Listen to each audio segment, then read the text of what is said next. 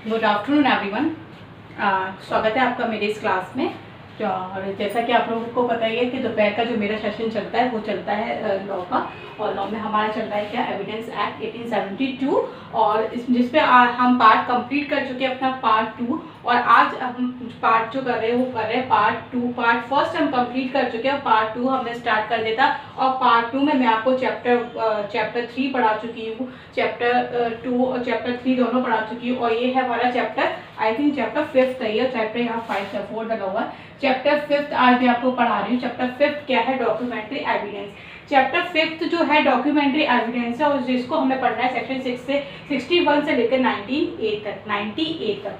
क्या, सेक्शन 61 से में 98 तक। मैं आपको बता दूं ये हमारा एविडेंस का लार्जेस्ट पार्ट में से सेकंड लार्जेस्ट है, क्योंकि हमने जो लार्जेस्ट पार्ट हमने जो पढ़ा था, जो चैप्टर पढ़ा था वो हमने पढ़ा था चैप्टर नंबर 2, जिसमें हमने पढ़ा था सेक्शन 5 से लेके 55 तक। ठीक है, अब हम जो सेकंड लार्जेस्ट पार्ट जो पढ़ रहे हैं वो पढ़ रहे हैं चैप्टर नंबर 5, जो है हमारा डॉक्यूमेंट्री एविडेंस। डॉक्यूमेंट्री एविडेंस में हमें पढ़ने टोटल मिला के मैं आपको बताऊं 30 सेक्शंस इसमें हैं, 30 + 9 यानी कि 39 सेक्शन हमें इसमें पढ़ने हैं टोटल मिला के। ठीक है, टोटल हमें 39 सेक्शन पढ़ने से 30 चैप्टर्स, 30 जो सेक्शंस हम पढ़ेंगे वो हमारे जो बैरक में पहले से दिए हुए हैं वो, और 9 हम अमेंडमेंट को 9 हम सेक्शंस वो पढ़ेंगे जो कि अमेंडमेंट के थ्रू आए हैं। ठीक है, यहाँ तक आई होप आप लोगों को बात समझ में आ गई होगी। आगे की बात करते हैं, और आगे की बात में मैं आपको बता दूं आज हम जो पढ़ेंगे सेक्शन 61 पढ़ेंगे, सेक्शन 62 पढ़ेंगे, सेक्शन 63 पढ़ेंगे। क्योंकि जब आपने इस पूरे चैप्टर में अगर आपने सेक्शन 61, 62 और 63 को अच्छे से पढ़ लिया, और इसके सारे जो पूरे जो सेक्शन है इसको अच्छे से पढ़ लिया, और पढ़ने के बाद अच्छे से समझ भी लिया, तभी आपको आगे का पूरा प्रोसेस समझ में आएगा। अगर आपको ये समझ में नहीं आता है तो आपको आगे का प्रोसेस समझने में बहुत डिफिकल्टीज होगी। जो लोग सोच रहे हैं कि हम पढ़ लेते हैं, हमने पढ़ा हुआ है, और जिन लोगों को बहुत टाइम से पढ़ते चले आ रहे हैं, उन लोगों के लिए भी मैं आज बता दूं कि अगर ये सेक्शन 62 और सेक्शन 63 वो लोग पढ़ चुके हैं, पढ़ने के बाद अगर आज मैं उनसे क्वेश्चन पुट अप करूं तो वो कहीं ना कहीं मिस्टेक कर ही देते हैं। तो वो कहीं ना कहीं मिस्टेक क्यों करते हैं, क्योंकि मैं अपनी बताऊं, मैं भी इसको काफ़ी टाइम से रेगुलर पढ़ रही हूँ, पढ़ने के बावजूद भी अगर मैं इस टॉपिक को उठा के बैठती हूँ, इस टॉपिक को लेके आती हूँ, या आज मैं आपको पढ़ाने के लिए आई हूँ, तो पहले खुद अपनी इस पर स्टडी की है, देन उसके बाद मैं आपको पढ़ा पा रही हूँ। तो यही मेरा आप लोगों को बताने का रीज़न है कि इस सेक्शन को पूरा पढ़ने, इस चैप्टर को पूरा कंप्लीट अच्छे से करने के लिए आपको सेक्शन 62 और 63 को बहुत अच्छे से पढ़ लेना चाहिए, और इसको एक नहीं कम से कम 3 बार आपको बैठ से पढ़ना चाहिए, उसके बाद इसको आप अच्छे से कर पाएंगे। तो स्टार्ट करते हैं हम सेक्शन 62, 63, क्योंकि मैं आपको बताऊँ इसकी जो लैंग्वेज, सेक्शन इजी है नो डाउट, पढ़ने पे आपको समझ, लेकिन जो बैरक आप जब लेके बैठते हो उसकी जो लैंग्वेज है ना वो बहुत डिफिकल्ट वाली लैंग्वेज होती है, जिसको ट्रांसलेट करना, जिसको इंटरप्रेटेट करना बहुत मुश्किल हो जाता है। तो स्टार्ट करते हैं हम प्राइमरी और सेकेंडरी एविडेंस को। प्राइमरी और सेकेंडरी एविडेंस में क्या है, एक मिनट में अपना वो ले लूँ। ठीक है, तो क्या है प्राइमरी एविडेंस? प्राइमरी एविडेंस वो एविडेंस है जिनको सेल्फ इंड्यूस कराया जाता है, सेल्फ प्रोड्यूस कराया जाता है, कहाँ पे, कोर्ट के सामने। ठीक है, तो प्राइमरी एविडेंस का फर्स्ट लाइन अगर देखें, मैं आपको बता दूं, इसको ना इन्होंने क्या करा है, 1 लाइन और उसको एक्सप्लेन करी है, और 2 इन्होंने एक्सप्लेनेशन दिए हैं। 2 एक्सप्लेनेशन में इन्होंने क्या बात कही है वो मैं आपको आज बताती हूँ। तो प्राइमरी एविडेंस में क्या है, प्राइमरी एविडेंस में इन्होंने कहा है it self produce for the inspection of the court, मतलब ये कोर्ट के इंस्पेक्शन, कोर्ट के निरीक्षण के लिए खुद से प्रोड्यूस जो किए जाते हैं वो क्या कहलाते हैं, हमारे प्राइमरी एविडेंस कहलाते हैं। उसी तरीके से इन्होंने जो इसके बाद जो इन्होंने एक्सप्लेनेशन दिया है, एक्सप्लेनेशन 1 जो दिया है उसमें इन्होंने बताया कि executed in several part, each part is a primary evidence. मतलब देखिए, एग्जीक्यूटेड इन सेवरल पार्ट और each part is a primary evidence. जो सेवरल पार्ट्स होंगे वो सब पार्ट्स क्या कहलाएंगे, इनका प्राइमरी एविडेंस कहलाएंगे। अब वो सेवरल पार्ट किस तरीके से, एक एग्जाम्पल हम लेते हैं। एक मूर्तिकार ने एक मूर्ति बनाई, वो मूर्ति किस तरीके से बनाएगा, पूरी मूर्ति ऐसे ऐसे करके तो बना नहीं देगा, वो किस तरीके से बनाएगा, उसे पार्ट्स में डिवाइड कर देगा। पार्ट्स में कैसे डिवाइड करेगा, मान लीजिए उसने उसका सर बनाया, उसके हाथ बनाए, उसके पैर बनाए, उसके बाल बनाए, उसके ईयर्स बनाए, तो वो अलग अलग अलग तरह की चीजें उन्होंने बनाई। जो एक एक चीज उन्होंने पार्ट में बनाई, वो सब पार्ट क्या होंगे, वो प्राइमरी एविडेंस होंगे। अब जब वो उसको असेंबल कर लेगा तो वो पूरी एक संरचना बन जाएगी। जब वो पूरी एक संरचना बन जाएगी तो वो क्या होगा, प्राइमरी एविडेंस होगा। ईच पार्ट उसका जो होगा वो क्या होगा, प्राइमरी एविडेंस के रूप में आएगा। ठीक है, जैसे मान लीजिए एक राइटर ने एक बुक लिखना शुरू करी, उस बुक में उसने जो एक एक उसके जो पार्ट बनाए, वो पार्ट सारे क्या होंगे उस बुक के, वो सारे पार्ट उसका एविडेंस कैसे होगा, प्राइमरी एविडेंस के रूप में कंसीडर किए जाएंगे। ये बात इन्होंने करी एक्सप्लेनेशन 1 में। एक्सप्लेनेशन 1 में ही इन्होंने दूसरी बात क्या कही, executed in counter part one और मोर पार्टीज। तो एग्जीक्यूटेड इन काउंटर पार्ट मतलब कि अलग अलग पार्ट में चीजें इन्होंने करी। देखिए मान लीजिए, और वन और मोर पार्टीज, उसने क्या करा, जैसे मान लीजिए मैं एक डीड बनवाती हूँ और एक डीड पे मेरे को एक डीड मैंने पूरी बनाई, उसे एग्जीक्यूट कराने के लिए, उस पर साइन कराने के लिए मैंने एक पार्टी से, एक किसी व्यक्ति से उस पर साइन करा लिए, तो वो उस व्यक्ति के प्रति क्या हो गया, एग्जीक्यूट हो गया।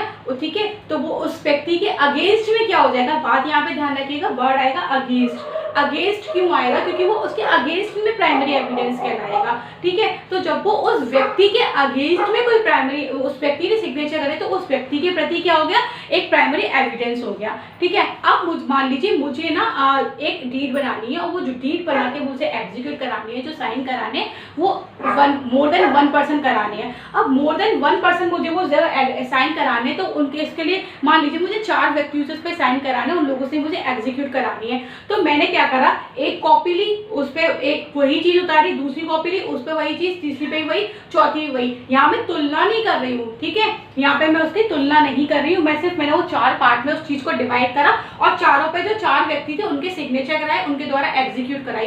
तो जब कोई व्यक्ति, जब कोई डॉक्यूमेंट, जब कोई डीड किसी एक व्यक्ति के द्वारा या किसी एक पार्टी के द्वारा या कुछ और पार्टीज के द्वारा एग्जीक्यूट कराई जाती है, तो वो जो होगा वो उन सबके अगेंस्ट में प्राइमरी एविडेंस होगा। आई बात समझ में? नहीं आई?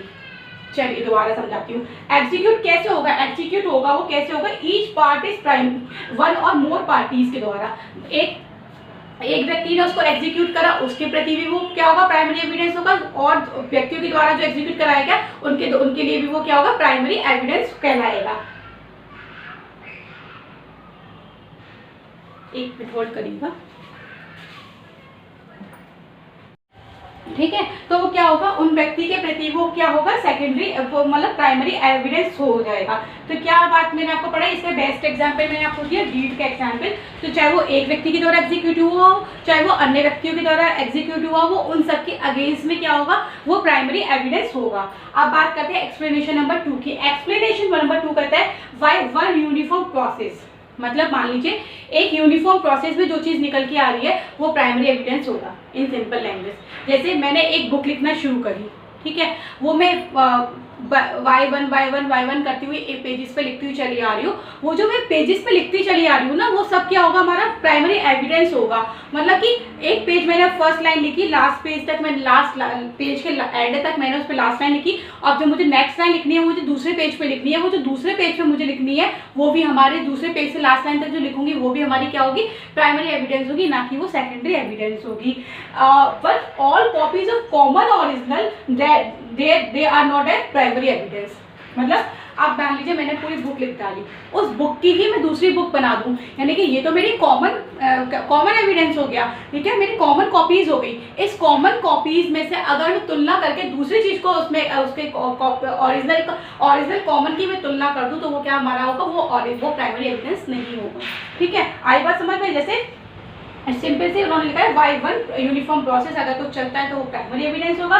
लेकिन अगर कॉपीज ऑफ कॉमन रहेगा, जो all copies of common original की अगर आप तुलना कर देते तो वो वहाँ पे प्राइमरी एविडेंस नहीं होगा। क्या होगा, सेकेंडरी एविडेंस होगा। तो ये बात है हमारी प्राइमरी एविडेंस में। आई होप कि आप लोगों को समझ में आएगा। बहुत सिंपल था, पढ़ने के बाद सिंपल था, पढ़ने से पहले सिंपल नहीं है, इसलिए इसको एक बार और देख लीजिए। क्या किया इन्होंने, itself produce in court for the inspection, तो क्या हो जाएगा, वो हो जाएगा हमारा प्राइमरी एविडेंस।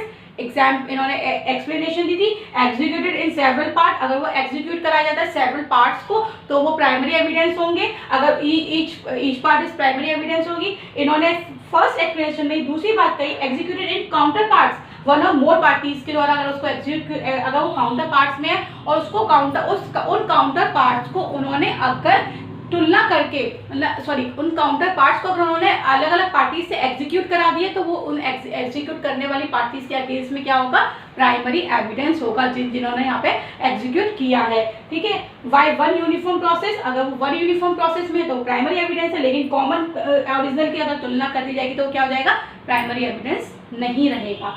तो प्राइमरी एविडेंस आपको समझ में आ गया। अब बात करते हैं सेकेंडरी एविडेंस की। सेकेंडरी एविडेंस के लिए आपको पता है सेकेंडरी एविडेंस क्या है, जिसकी तुलना कर दी गई हो वो सेकेंडरी एविडेंस है, जिसकी कॉपीज निकाल दी गई हो वो सेकेंडरी एविडेंस है, किसी प्रिंटिंग प्रेस से लगातार कॉपीज निकाल दी जाती हैं वो क्या होता है हमारा secondary evidence in general language. लेकिन सेकेंडरी एविडेंस में आपको पटना से याद रखना है, पिटना। ठीक है, क्या याद रखना है, पिटना, PYTNA। क्या है ये PYTNA? PYTNA वो है P फॉर प्रमाणित प्रतियां। प्रमाणित मतलब प्रमाण में दी गई हो, कॉपीज में निकाली गई हो, वो जो प्रतियां होंगी वो क्या कहलाएंगी, प्रमाणित प्रतियां।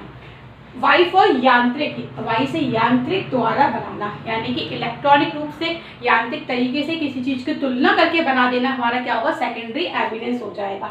तुलना करके बना देना, जैसा मैंने आपको बताया, एक कॉपी की, एक कॉमन ओरिजिनल कॉपी की दूसरी कॉपी बना देना, क्या होगा, तुलना करके बना दी, वो क्या होगा, हमारा सेकेंडरी एविडेंस होगा। निष्पादित कर देना, मार्क करिएगा इस पॉइंट को, निष्पादित कर देना। निष्पादित कर देना, यहाँ पढ़ा आपने एग्जीक्यूट कर देना, यहाँ पढ़ा आपने एग्जीक्यूट कर देना। ठीक है, यहाँ जो आपने एग्जीक्यूट करना पड़ा वो वन और मोर पार्टीज के द्वारा एग्जीक्यूट कराया गया, लेकिन उन व्यक्तियों के द्वारा जिन्होंने उसको देखा था। यहाँ पे इन्होंने क्या बताया कि एग्जीक्यूट कराना, लेकिन उन व्यक्तियों के द्वारा जिन्होंने उसे नहीं देखा था। ठीक है, या देखा था या नहीं देखा था। सेकेंडरी एविडेंस में उन व्यक्तियों के द्वारा कराना जिन्होंने उसे नहीं देखा, ओरिजिनल कॉपीज को ही नहीं देखा है, लेकिन उनके द्वारा एग्जीक्यूट कराया जा रहा है, तो यहाँ पे क्या हो जाएगा, वो हो जाएगा हमारा सेकेंडरी एविडेंस। जबकि यहाँ पे ओरिजिनल कॉपीज पे एग्जीक्यूट कराया जा रहा है, उनसे साइन कराए जा रहे हैं, तो यहाँ क्या कहलाएगा, वो हमारा क्या कहलाएगा, यहाँ पे प्राइमरी एविडेंस। ठीक है, अब आ जाते हैं ए फॉर अंतर वस्तु। किसी डॉक्यूमेंट्स की किसी भी उसकी अंतर वस्तु को अगर देखकर कोई व्यक्ति, मतलब कोई कंटेंट्स पूरा लिखा हुआ है, एक व्यक्ति अगर उसे देख लेता है और देखने के बाद उस व्यक्ति के द्वारा उसको एविडेंस देने के लिए कोर्ट में बुलाया जाता है और वो आके ओरली उसका एविडेंस देता है, यानी कि देखी हुई चीज का ओरली एविडेंस अगर कोई देता है तो वो कहलाता है सेकेंडरी एविडेंस। ठीक है, बात समझ में आई आपको? अंतर वस्तु की तुलना करना या अंतर वस्तु को देखने के बाद मौखिक वृत्तांत को देना क्या कहलाता है, और हमारा सेकेंडरी एविडेंस कहलाता है। तो ये है हमारा पिटना।